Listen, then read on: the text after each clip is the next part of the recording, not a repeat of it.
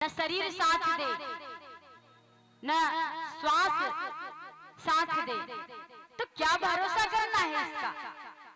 ठाकुर जी से संबंध बनाओ, उनसे प्रेम करो, जो मेरा पूरा जीवन साथ देंगे।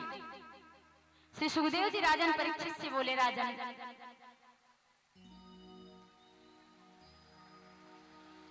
द्वारिकाधीश रुक्मिणी मैया का परीक्षा ले लिए। रुक्मिणी मैया अपना प्रश्न करना शुरू कर दी कि प्रभु आप कह रहे हैं कि हम शिशुपाल से विवाह कर लें, तो सच सच आप बताना, क्या शिशुपाल का और मेरा मेल जो है वो मिल रहा है। हम किसके स्वरूप हैं? लक्ष्मी के, और आप किसके स्वरूप हैं? नारायण के। तो ये जो लक्ष्मी और नारायण का संबंध है, आज तक कभी भी हुआ है किसी से कि इन दोनों का संपर्क जो है, संबंध जो है, हर शास्त्र में आप पढ़े होंगे, ये लक्ष्मी जी और नारायण जी का जो संबंध है, चाहे जितना रूप बदले, प्राकट्य होवे, चाहे जिस युग में, लेकिन लक्ष्मी जी जो है नारायण भगवान को ही प्राप्त होती है। तो ये आपने कैसे कह दिया कि शिशुपाल से हम विवाह कर लें। और दूसरी बात, आप बोले हैं कि संत महात्मा जिसके पास कुछ भी नहीं है वो मेरा भजन करते हैं, हम गरीब आदमी, मेरे पास कुछ भी नहीं है। तो आप ये बताइए, संसार में हम तो यही सुनते आए हैं, शास्त्र में भी सुन रहे हैं, कबीरा सब जग निर्धना, धनवंता नहीं कोई, धनवंता सोई जानी, जाको राम नाम धन होई। ये जो संत महात्मा है ना, इन्होंने सबसे बड़ा धन कमा लिया, भगवान नाम का धन। तो ये तो संसार से भी सबसे ज्यादा धनी हो गए, और वो आपका भजन कर रहे हैं, और हम आपसे विवाह कर लिए, तो मेरा तो सौभाग्य जग गया। आप ऐसे कह रहे हैं। फिर भी रुक्मिणी मैया क्रोधित नहीं हुई है, और तीसरी बात पूछते हैं कि आपने कहा कि मेरे माता पिता का पता नहीं है, हम ग्वारिया हैं, सब कहते हैं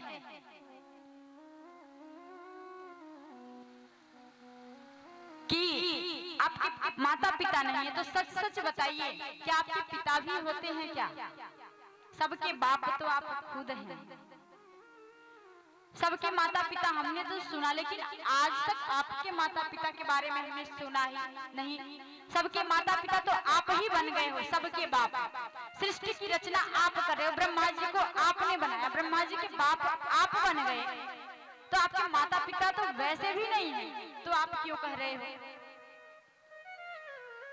आप तो स्वयं परम ब्रह्म परमेश्वर हो, तो आपसे विवाह करके हमने क्या गलती कर दी?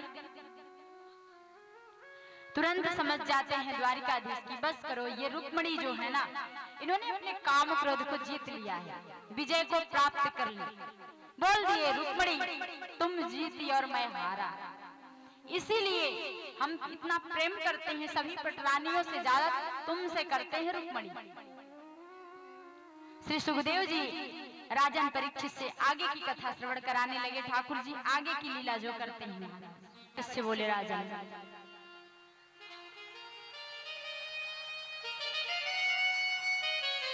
श्री ठाकुर जी जो है ना 16,108 विवाह जो करते हैं ना,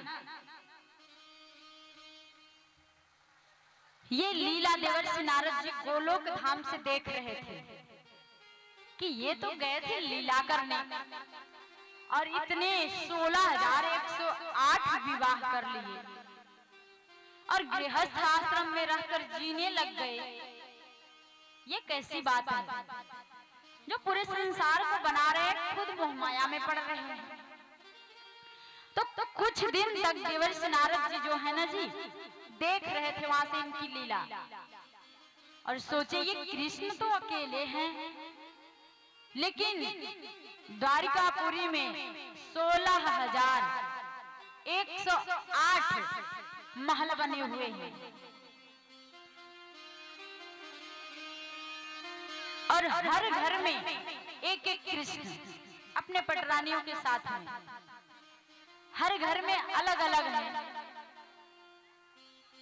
देवर्षि नारद जी ना आते हैं, जब यहाँ पृथ्वी लोक पर आए तो यहाँ देखने लग गए कि यहाँ तो द्वारिकापुरी में 16,108 महल और यहाँ हर घर में अलग अलग कृष्ण। जिस महल में जा रहे हैं उसी में श्री ठाकुर जी कहीं चौपड़ खेल रहे हैं, कहीं कुछ कर रहे हैं, कहीं अपने बच्चों के साथ विनोद कर रहे हैं। हर पत्नियों को एक एक पुत्री और 10-10 पुत्र प्राप्त हुए थे। हर जगह श्री ठाकुर जी अलग अलग लीला कर रहे हैं। देवर्षि नारद जी से जैसे ही मुलाकात होता है महाराज द्वारिकाधीश से, देवर्षि नारद जी कहने लग गए कि प्रभु ये आपकी कैसी लीला है, आज हम आपके लिए कार्य लेकर आए, उसको आपको पूरा करना है, उसको आपको पूरा करना है।